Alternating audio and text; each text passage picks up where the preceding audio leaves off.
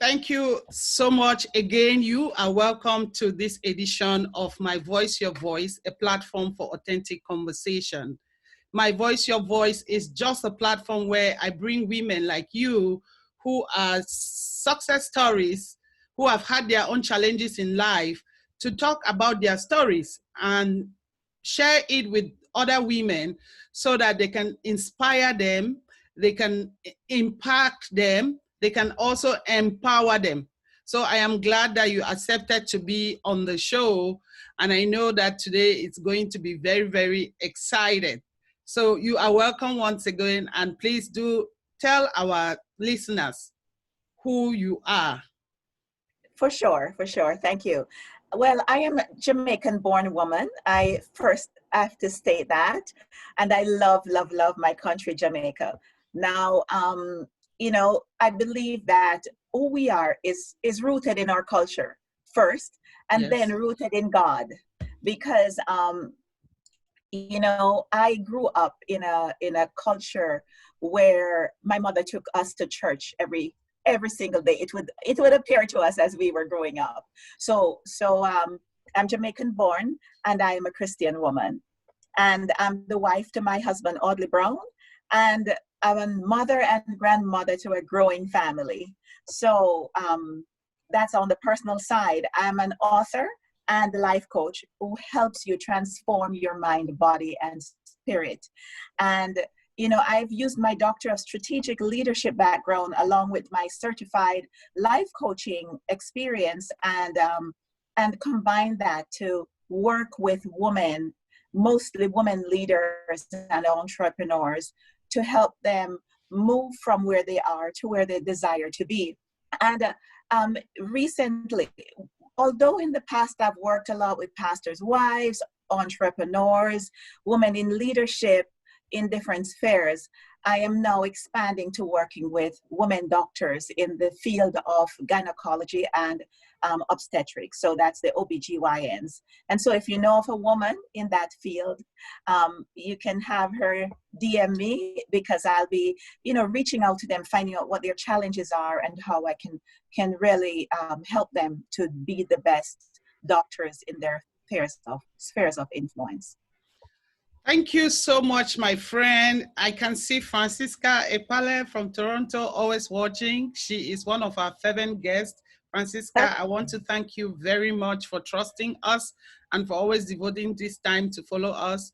Please like and share and let us know. Any other person who is watching, please let us know from where you are watching. Do share the video, like, and encourage other people to watch it. So before we go ahead into talking about what we have to talk about today, I always like to start this question because we are living in a crisis period with the coronavirus. So I always like to ask, how are you, my friend? How are you doing during this crisis to keep your body, mind, and soul together? Well, Renee, it's interesting that I mentioned this at the beginning of you asking me who I am, because I believe that having a solid relationship with God is what keeps me. Each day, my goal is to start my day with meditation, prayer, and really getting closer connected to who I am, because I know that as I get closely connected to who I am, I get to understand who God is more.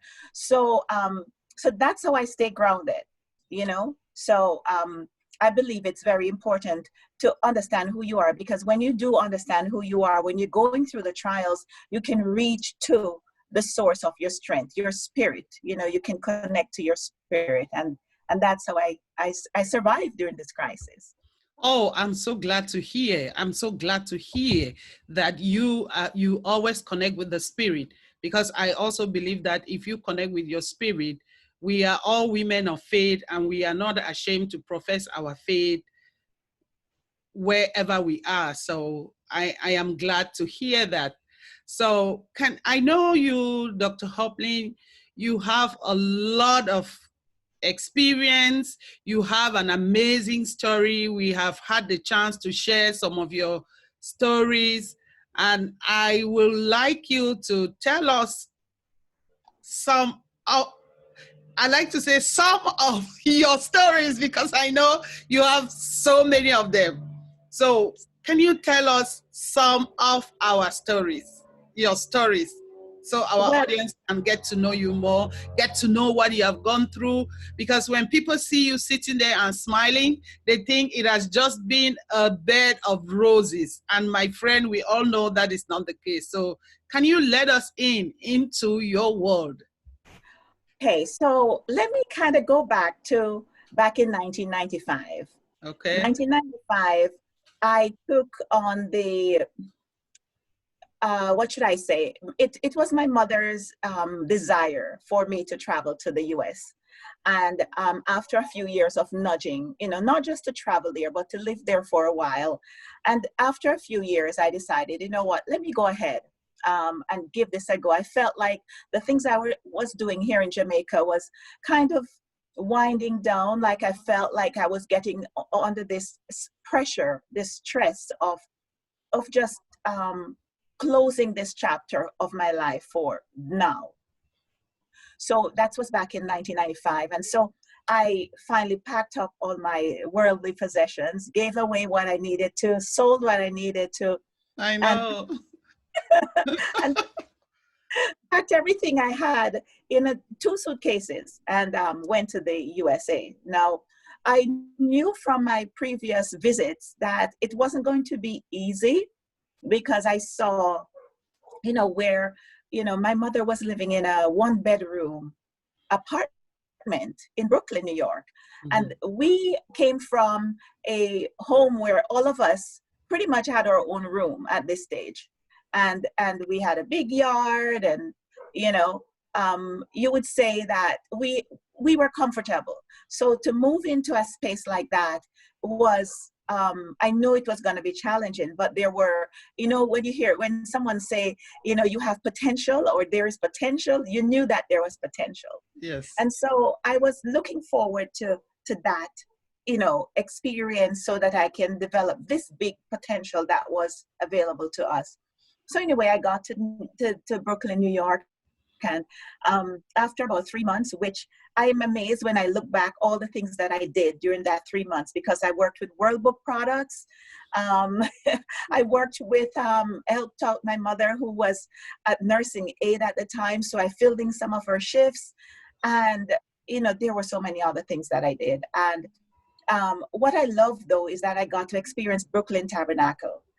If you haven't been to Brooklyn Tabernacle, back in the days, I don't know what it is like right now, but you would have missed out an amazing experience. So after 3 months, I finally got accepted in a university, because that was the main reason why I wanted to leave Jamaica. I said, finally, I knew the reason. And so when I left, when I got there, those 3 months, I applied to colleges and finally was accepted into Oral Roberts University. Now, would you believe that was my mother's dream? She desired that one of her children would attend Oral Roberts University, because over the years she had been tithing into this ministry. Oh, wow. From Jamaica. Yeah. And so I didn't know that. And I just fell into her dream. So you don't know whose dream you're going to fall into. But I believe that all our dreams will be realized, whether it's by us or by our children or children's children. They're going to be realized. So I again packed those 2 suitcases, jumped on a Greyhound bus, and people thought I was crazy. I mean, it was the time when there was the Oklahoma bombing that just happened, but because my focus was really on going to college, it did not affect me. And I had some very interesting experiences along the way. It took me about 36, 37 hours to get there. God had a plan for me, and He provided people to host me as I prepared to go into university at Oral Roberts University in July 1995. So that's just a little bit of my journey. There's so much more to that. That's just a brief version of my travels, relocating from Jamaica to the United States and then transitioned into college to complete a 4-year undergrad degree in social work with a minor in Spanish. Mm. Thank you so much, my friend. I want to acknowledge those who are online. I can see Maggie Jane is watching. Thank you, Maggie. And Maggie says, ladies, good afternoon to you both. Good afternoon to you too. I can see Ostensia too is watching. Thank you for tuning in. Please share Yeah. and encourage other people to watch. So when I look at you, if you are just tuning in, I am talking to Dr. Hopelyn Brown. She just left Canada and decided to go back to her home country in Jamaica to give back, to let her country also benefit from her talents. For me, this is something which is so, so laudable because it takes courage to make that kind of a shift. It takes really, really some good amount of courage to do that. So, Dr. Hopelyn, what are you passionate about and what led you to that? Okay, so I am very passionate about seeing people's lives transform. You know, I do believe that what led me to leave Jamaica is the same reason that led me to return to Jamaica. Because I left Jamaica so that I could be more equipped to become a transformational leader. And I came back because I wanted to transform leaders here. And as I'm here, I see God is opening doors for me to do that. And it's amazing that He's bringing younger people into my life. So, because when I was in my 20s, going towards my 30s, I didn't have the kind of guidance like I am able to offer today. So I'm happy that God's bringing the younger people in my sphere of influence so that I can impact their lives while I can still fulfill my dream, you know, that I shared with you at the beginning. So, you know, I'm excited about doing that. And I get to do that in the life insurance industry and also in my, you know, life coaching business. Thank you so much. I know most often people go through different experiences such as pain, gain, and even growth that turn to fuel their passion in a particular area. What led you into this, your passion? Is it growth? Is it pain? Is it gain? What actually made you to pivot to working back in Jamaica and working with the youth and working with doctors? Okay, I believe it's a mixture of all those, both growth, pain, gain. Um, in my book, Fill Your Gap, which I think you'll be, you know, probably asking me a little bit about, in chapter 3, I share some of those experiences of one, I would say growth. When I was in the life insurance industry, back in 1995, so between 1990 and 1995, I was a very, I would say, successful life insurance agent and or professional, I'd rather say. I was as a very successful life insurance professional, and I'm qualified for the $1 Million Roundtable 3 consecutive years in a row. And one of those years, I went to, it was Texas, I believe, where I met Les Brown. And I remember when he came out on stage and he says, "You gotta be hungry." Hey, yeah, hungry. Les Brown loves that particular quote. He loves to say it. And I just love it too. Can you imagine being in a stadium filled with professionals who are successful, and this man steps out on stage, and something inside of me just melted or rose up, I should say. And I said, you know what, I want to do what he's doing one day. And I believe I'm on the way to that. journey, on that journey. So growth is one of the reasons. Pain, I saw the pain in, people around me. There were always people reaching out to me, and I was always counseling or providing support. And I'm like, God, I can't do this. How can I do this? I need to help myself. So that's another reason. And gain, what I gained from the people who impacted my life in that same chapter 3. I listed a few people who impacted my life. I looked at, Les Brown was one of them. I looked at Aunt Ruth, who was my basic school teacher, because she, when I was a little girl, when she was leaving to go take a break, she would call myself and another young man.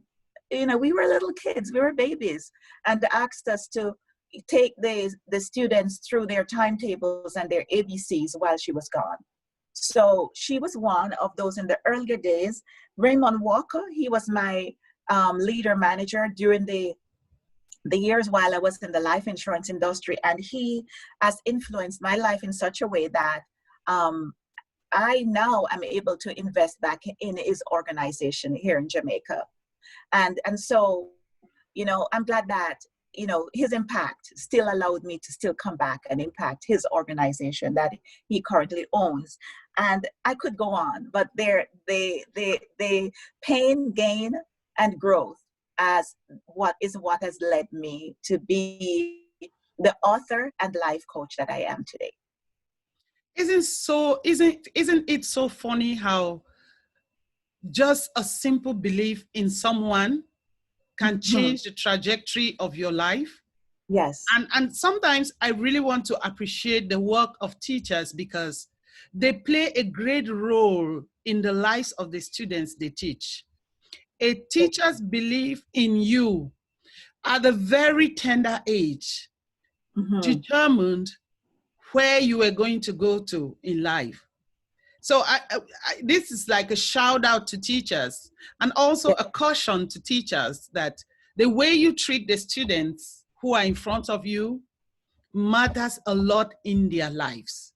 Because I have had to listen to many people who always say, because my teacher believed in me and because he gave me this advantage, I saw that I could do this and I decided to do this. So we really have to give a shout out to the teachers.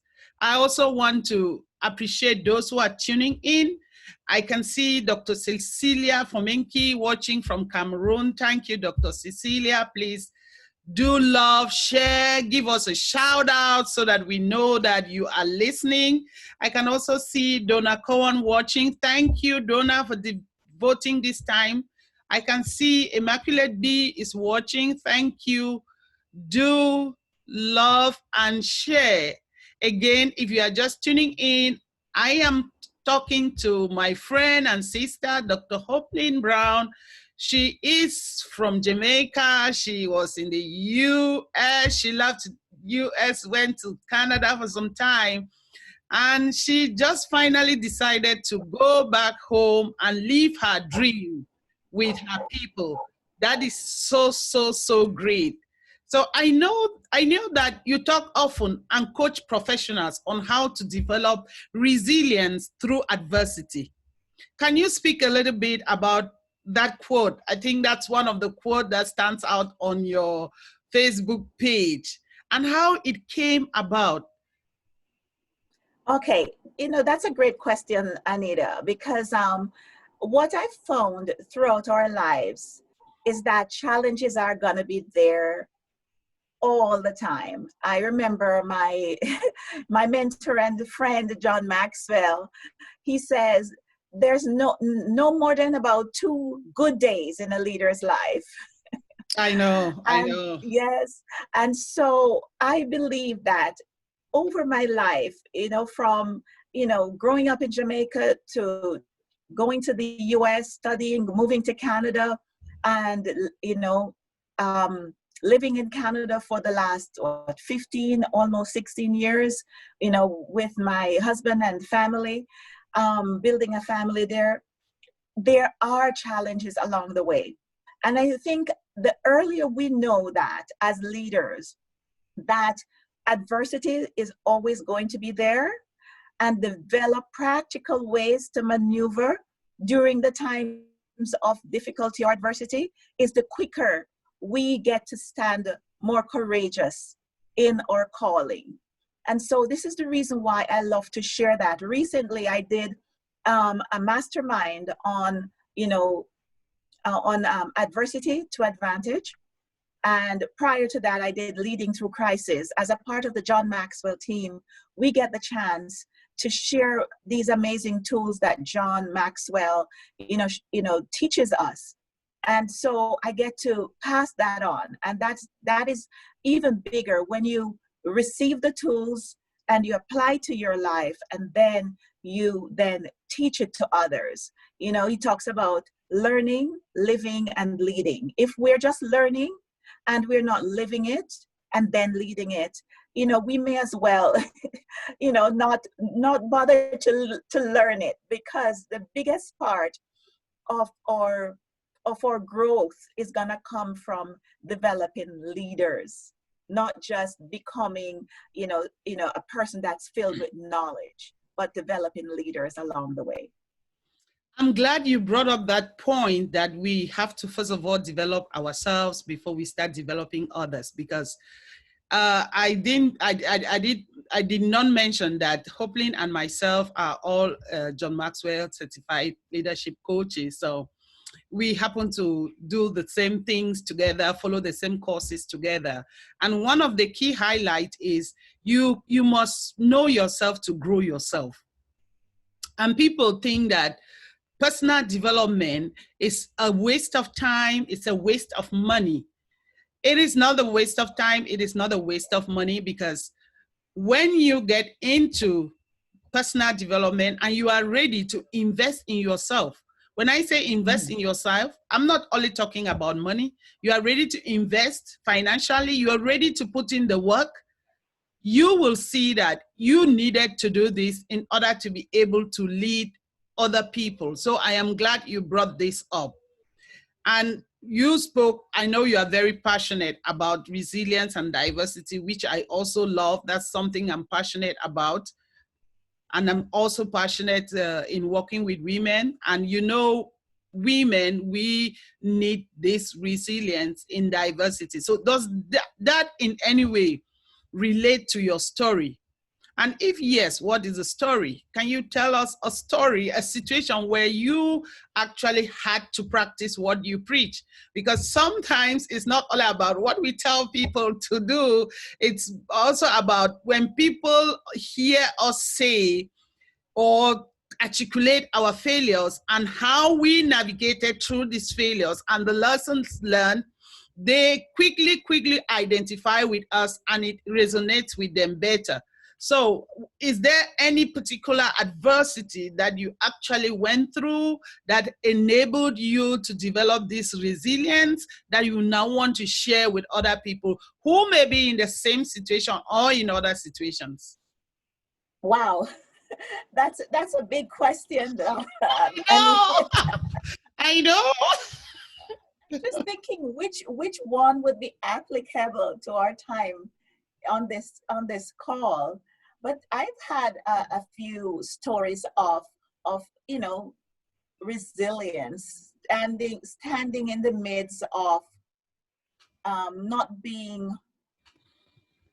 fulfilling the call, or not being able to fulfill the call based on circumstances. Oh my goodness.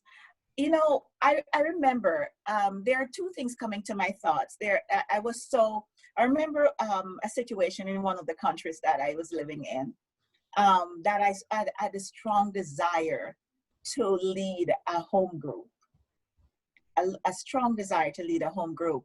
And so the church that I was a part of, we were asked, although we were mature Christians, my husband and I, we were asked to do all the lessons, starting from, becoming a Christian to developing, the life as a Christian.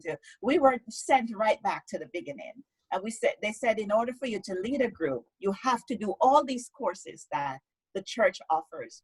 And then when I was done with all the courses, and people who were marking our papers were not even people who were as long a Christian as we were. So, and they were enjoying marking all our papers. And when it got to the end, when it was time for us to lead a group, we couldn't lead a group. So, you know, my husband says, okay, I have to go off to work. So why don't you just lead a women's group? And it was, I couldn't, you know, not that I couldn't, but I felt that I wanted to be under the covering of the church. And so I held back from starting a women's group because the church said I couldn't do it under the heading of the church. And, you know, months after that, I'm like, God, you've called me. You spoke to me. You said I should do this. So I'm going to ask you to cover me. And so it was in that place of getting back to who I am, who God has called me to be, I began to do a women's group from my home. And it was such a blessing to those who joined in. And, you know, I would say, you know, as a woman of color, you know, I believe that we're gonna have these adversities, but we have to go back to, you know, who we are, our foundation, and say, okay, God, what did you create me to be in this world? And listen to his voice. And this is something that I'm so passionate about, because, you know, Renee, if you were to call me on the phone tomorrow and I didn't see your face, I would know it's you. I would respond and say, hey, Anita, how you doing? Renee, Anita, how you doing?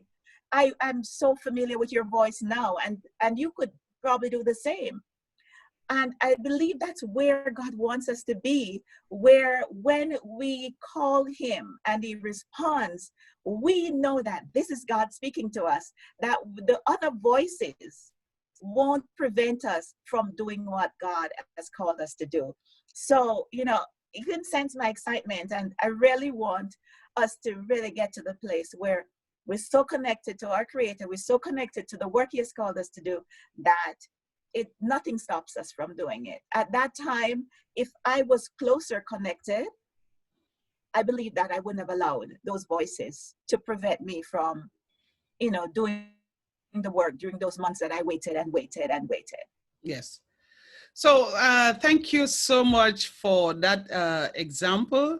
I want to recognize the people who are joining us. I can see Dr. Quinta Mancho. Dr. Quinta, welcome. And we are talking about resilience, and you are an example of resilience. You did go through being a Mrs. Colorado. And you did your best, and you were resilient up to the point of where you, for me, as I told you, you are a winner. Even though you were not crowned, you are a winner because you took the first step. I want to welcome Mercy Fonto watching. Thank you, sister, for watching. Please like, share. Cecilia Fomenki says, hi, dear sisters. Mercy says, good job, sisters. Thank you for appreciating. And like I said, when you talk about resilience through diversity, I understand what you mean, because most often than not, it's adversity that takes us closer to God. Yes. Through adversity, we learn, we develop our muscles, and that is resilience. For example, I grew up as an orphan. My mother became sick when I was still very young. She was sick for like 5 years. The last 2 years of her life, she was bedridden. At 12 years, I was supposed to take care of her, do everything for her. And I did see the way her Christian sisters treated her. They were in our house morning. There was a group that came early in the morning before work and prayed for her. There was another group that came at 12 and prayed for her. There was another group that came in the evening to pray for her. We had all the groceries. In fact, if we could open a grocery shopping mall, we would have everything. Yes. And we went through that experience. It was such a painful experience for me as the first girl of the family until we finally lost our mom. But that experience made me to develop resilience. It made me to understand that though we pray to God every time, He doesn't answer our prayers the way we want. Because my mother was a firm believer, we all prayed for her to recover. But God's plan was different. And because of that, I joined the Christian Women Fellowship movement at a very young age. In fact, when I joined, everybody, my friends, they used to call it a group for mothers. What are you doing in that group for mothers? But I want to testify to you that 90% of the things I do them because of what I learned being a member of the Christian Women Fellowship movement. And that has stuck with me. So when we talk about adversity, just like you and I know, I like to quote one of our mentors, Paul McNally. He said, always struggle to harvest the good in adversity. Adversity is not always bad, but sometimes it comes to make you stronger. In your book, Fill Your Gaps, 7 Steps for Creating a Life of Growth, Abundance, and Power, you outline some gaps that could you tell our listeners what are these gaps and how they could identify these gaps? Because the first solution to the problem is to be able to identify the problem. So I like to use this opportunity to ask you to tell our listeners how they can identify these gaps. So when they identify the gaps, then they can start filling in the gaps. That's awesome. Great question, Doc. I'm about to call you Dr. Anita. Are you getting ready? I claim it. I claim it in Jesus' name. Awesome. So listen, I wanted to kind of back up a little bit before I answer the question about gaps. Okay. And since you were honoring your mother and mothers, I wanted to honor my mother because I believe I got my strength from my mother. I remember as a young girl watching my mother, even when I was sleeping, she would walk from room to room in the house, just praying, in the middle of the night, early morning, just praying. She's a woman of prayer and still is. And I'm actually sitting in her chair right now. Oh, wow. I know. In her chair right now. I'm at her home. And so I love the fact that we have Zoom and that we can do what we do wherever we are. And so, I want to honor her because even now in her 80s, 82, she still prays and, is strong in prayer. She'll be falling asleep and praying, and she'll wake up and pray, at the same time. So, she's such an amazing, I would say a stalwart in the kingdom of God. And she has impacted my life. And I'm sure all my siblings' lives in a powerful way growing up with her. So I wanted to acknowledge her. But to go to your question, identifying gaps.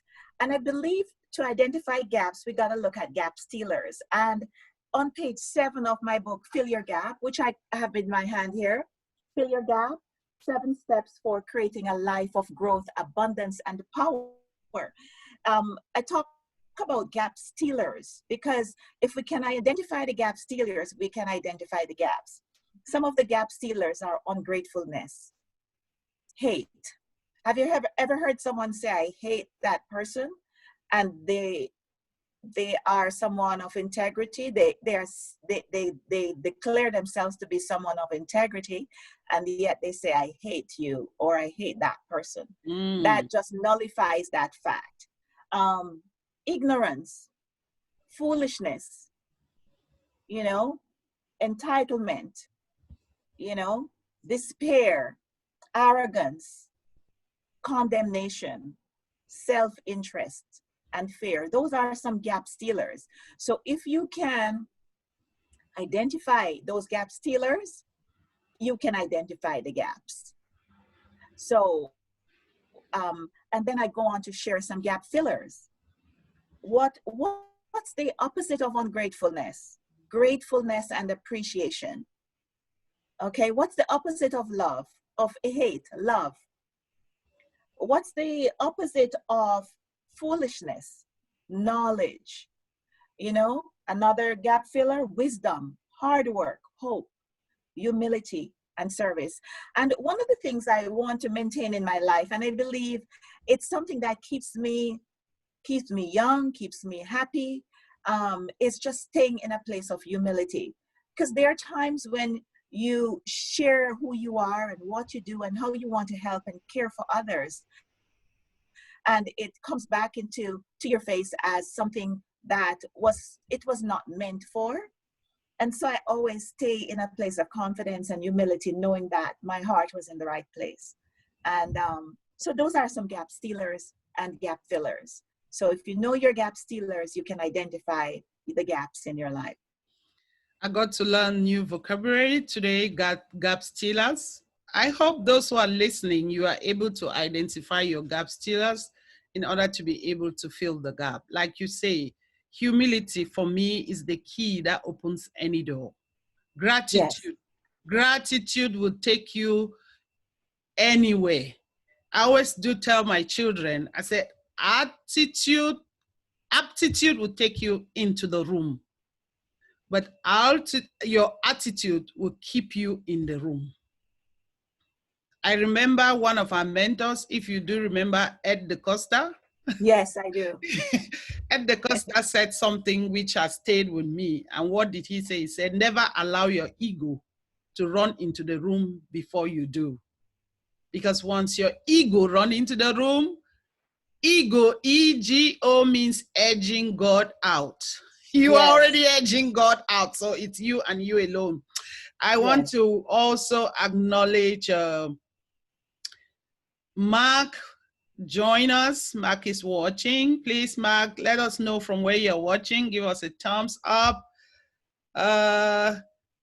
Cecilia says, wow, great story. We thank God for his faithfulness. We are always very grateful for his faithfulness.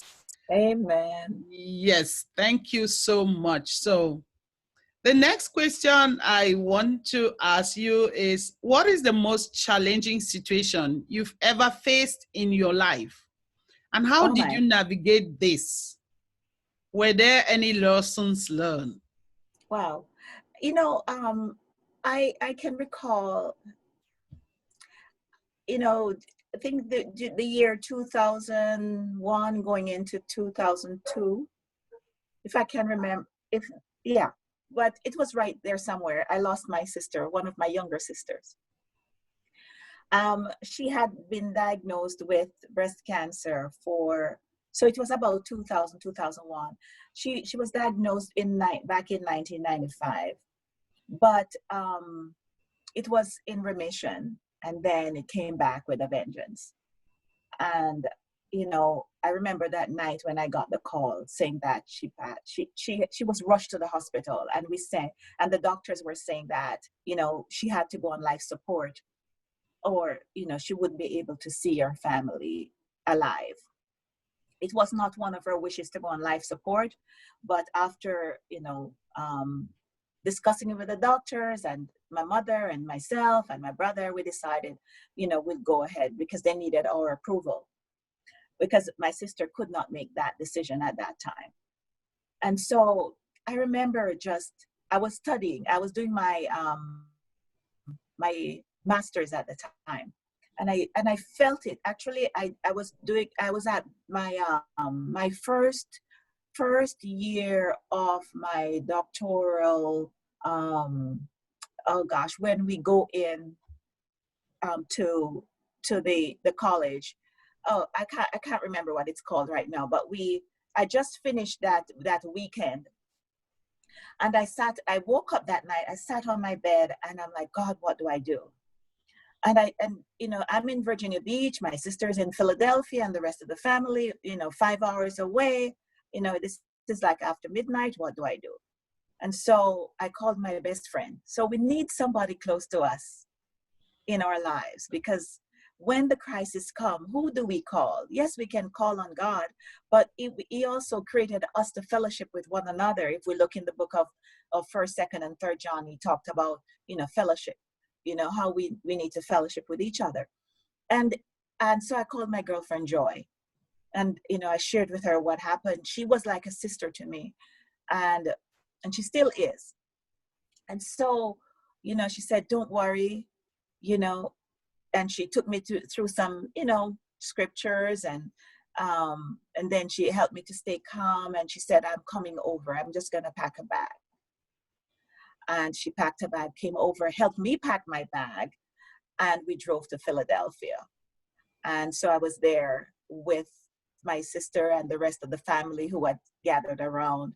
My sister is almost 20 years younger than almost 15 years younger than I am. So it was a shock that we would lose her at a younger age, and we had lost no one else in the family at this point. And so, but that was huge.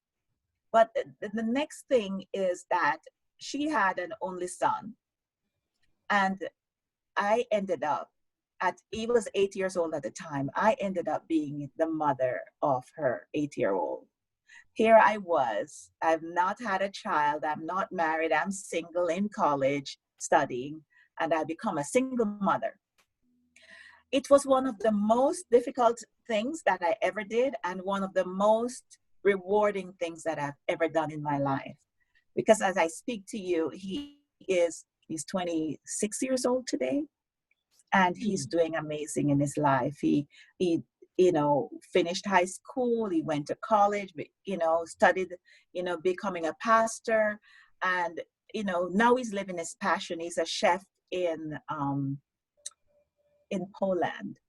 And it just blesses my heart. Every time I think of him, it blesses my heart that, God sent parents to support me along the journey. He sent, someone giving me a phone call, along the journey to help parent him. I remember as I was studying, I had a professor who said, bring your son over and let me talk with him as a dad, to his son. And so, those were two of the most, and I would say, of the most difficult, challenging season in my life. And God brought me through it. And I can now I know my sister in heaven is looking down and, saying thank you. And my son, I love him so much. I call him every day, and, we express our love, to each other. I love you, son. I love you, mother. So those were two precious. Wow, that just brought goosebumps. Oh. On my body. I know we have been talking a lot about successes. Dr. Hopelyn, I want to ask you, what are some of your failures? Because when the two of us sit here and talk, everybody thinks it's just success. What are some of your failures? Something that you really failed and you knew, oh, I failed. I blew this up. Okay. And you learned a bitter lesson from the failure. Oh, Lord. I know. I took you off guard. Yes, you did. So I have had a lot of failures in my life. I've had a lot of failures. I look at, even if I could go back to high school, I look at my high school exams. You have to do exams to pass, to take you to the next level in life, right? And I studied and thought I did very well, but I came out of my exams with some C's, D's, and E's, 7 subjects. And I think I got 3 C's, and the rest were D's and E's. And I'm like, I was in shock. I was in complete shock. So listen, you don't have to get A's and B's to impact lives in this world. So that's a lesson that I want to share with you. So, I had friends who got all A's and B's, and I was jealous and I felt like stupid, when I had to go back and redo some of my exams. Now I'm looking back and I'm saying, thank you, Lord, for those lessons, because it allowed me to push. And so it took me 17 years after high school to go back to college. But most of my friends left high school and went to college immediately. So that's one of my failures. Another failure is allowing my eyes and my emotions to choose the wrong person to date. And that's yes, so huge. yes. You meet someone in the church sitting beside you, clapping hands and praying just the same, but it wasn't God's plan, because this person was not the Christian they professed to be just by the outward look. And so you see signs and you still, keep, going deeper and deeper in a relationship that, God, this is not God's decision for you. And then it ends up with a big heartbreak. So, but thank God for his grace and mercy. My high school sweetheart searched and found me. And when I was ready to say, that is a story that you need to tell us. I say, forget men. I don't want to have men in my life anymore. And I say, God, but if he is, God-fearing, if he's from my culture, if he's somebody that I knew before, he understands a relationship with God like I do, bring him back in my life. I will accept. And within weeks, it happened, because I was ready to give up on relationships. So, God has a plan for us, and it is carved out in his word, and we know, our intuition tells us that this is God's voice and this is not God's voice. And we choose to listen the voice that we shouldn't. So I want to encourage you, but I failed, but God's grace and mercy, I still was able to marry the man of my dreams, and we have a successful relationship. We have been married since for the last 16 years, and this is one of the reasons. This is one of the things that test the authenticity of your relationship, because since COVID-19, my husband has been stuck in Canada, and I have been here, just doing life and using Zoom or FaceTime or, WhatsApp to communicate. And yes, we have had some challenging moments, but God has sustained us and strengthened us and kept us. And it's, I'm looking forward to us coming back together, but I'm thankful for this time from March until now, almost 5 months? April, May, June, July, August, almost 5 months, and I'm thankful to God for keeping us, so those are some, the question led into something else, but I know. I know. Most often when you ask women about their failures, it's always about a heartbreak, a wrong decision they made. So I was just laughing when you were talking about it, because most of my guests do mention that. So knowing what you know now, Dr. Hopelyn, if you were to go back some few years back, what are some of the things you would do better? It's not a matter of doing better. I believe those failures, those mistakes is what makes me who I am today. So I would not want to go back and change anything. Oh, wow. That's so huge. Yes, I wouldn't want to go back and change anything, because I learned the lessons along the way. And that's the reason why I'm who I am today. If I were doing the same things again and again, I wouldn't have grown.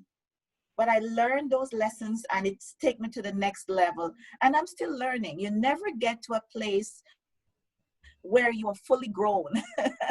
That's You are true. always, it's a journey. So I would encourage you, if you're at a place where you feel, oh gosh, I can't wait to be where Renee Anita is, or I can't wait to be where Dr. Hopelyn is. Listen, it's a journey, and we have not arrived to the destination yet. So come join us on the journey. Come join us on the journey. I always tell people that we are a work in progress. Yes, yes, we And are. just like Michelle Obama said in the title of her book, we are still becoming. You Mm-hmm. keep becoming until the day you exit this stage on which we find ourselves. Oh, that's a very, very important question here from Francisca Epale. I want to read it. Say, Dr. Brown, what advice would you give to those who have stayed in the USA, Canada, or UK, and they want to return to their country of birth? The reason I ask, because many people have gone back to their birth country, they could not cope and they had to return. What coping strategies did you use? That was what we were talking about yesterday. So could you? Yes, yes. The coping strategies, know your calling. So, there are a few things that must be foundation in your life. Who are you? What are you called to do? And how are you called to do it in the world? So if you're going to focus on the lack that's in your home countries, you will never survive. But there are so many vast resources right at your doorsteps in your home country that if you don't connect to the right sources, you will never get there. And sometimes it's right next door or two gates up the road. I give you an example. There was a young lady who I connected with when I was in Canada, who I went to high school with. She was in the USA, and she was waiting to complete her paperwork. But few months before I came to Jamaica, she came back home. She decided to come back home. I didn't know anything about it. And then I was communicating with her through WhatsApp one day, and she said, are you back in Jamaica? And I said, yes. And I said to her, are you back in? And she said, yes. So as we were talking back and forth, there were opportunities for us to do some motivational sessions at our high school. And so she asked me to align with her to do those sessions. Now, I got a chance to impact the first formers of that high school for about 3 months in a row until COVID came, and I haven't been back yet. So I got that opportunity. But I believe that, one, if you know who you are, you know who God has called you to be, and you're not going to allow, the light cutting off or the roads being bad or the crime situation to get to you, and the material things that you can't get to your access.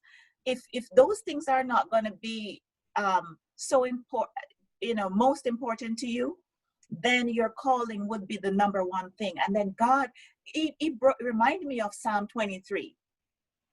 Psalm 23 verse 4, and I'll pull that up. In Psalm 23 verse 4, if you could give me just a quick moment. It says here,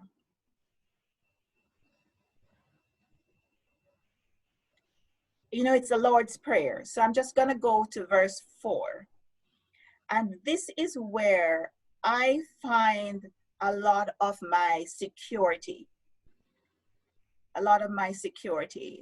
Okay. It says, even in the valley of the shadow of death, I will fear no evil. None of these things move me. And I remember when I just came home, and it's like deja vu. And I was driving back and forth, and I'm like, though I walk through the valley of the shadow of death, I'll fear no evil because you're with me. And I remember, this is now after almost a year being home, one of the young ladies who live in the neighborhood where my mother is, she said, Hopi, I know that, you are this is where you belong, because no matter what people say, I see your car driving in at all kinds of hours in the night. And that's only when God has given me that comfort. I don't carelessly do that, but I believe that, you know, if we come and do the work of God the way he has called us to do the work, then we will have an assurance in our spirits when he says, do this. We will do it confidently, because though we walk through the shadow of death, we'll fear no evil, because none of these things move us. We know who is with us. We know who is with us. I hope that answers the question, because I could go on and talk some more, but I think that's basically what keeps me sane, as in not insane, and grounded. I know, I know. Sane and grounded. I think you did answer her question, because she says thank you. So Okay. what I'm doing, I'm You're trying most to put our website. So thank you all so much for staying put, for watching. I could talk to my friend Hopelyn the whole day, because we do share a lot of things in common.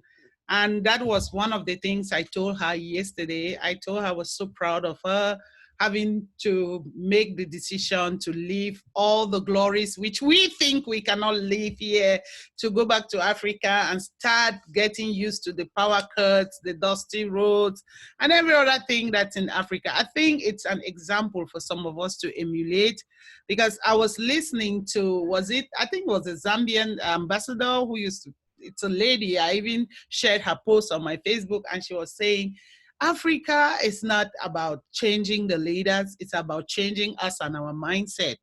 Because she said, when you come to maybe LA, 3/4 of the doctors here are Nigerians. When you go to like New York, there are so many Ghanaian doctors. But when you go back to their countries, like my country, Cameroon, there's a lot of brain drain, because when we come here, we get all the knowledge from here. We don't go back to help the people back home. We stay here. I think that is food for thought for so many of us to start thinking that after acquiring all what we have acquired, what can we do?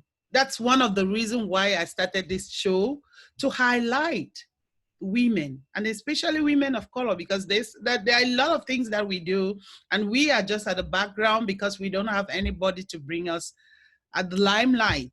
I interview even women, like I have about 2-3 guests that I'm going to be interviewing from Cameroon, to also let people know that you don't only make it out of the country, you can equally stay put and make it. So it depends on what God has put in your heart and what you are willing to sacrifice to do it. Remember, sure, Abraham had to leave his town to go to a place where he did not even know where he was going to, because he was answering God's call. So thank you so much, Dr. Hopelyn. You're most welcome. And one other point I want to make is that in that same psalm, it says, the Lord is my shepherd, I shall not want.